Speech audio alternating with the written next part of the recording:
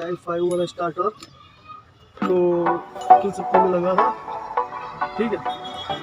तो उसमें ऐसा हुआ था कि सेल मारने पे बिल्ड स्लिप जैसा लग रहा था, तो मैंने ये EGT को तोड़ा और चेक किया, तो ये डाउटफुल नहीं लगा मुझे। फिर मैंने चेक किया इसको सोलर स्विच को, तो ये सूट निकली, ये सूट निकली, ठीक है।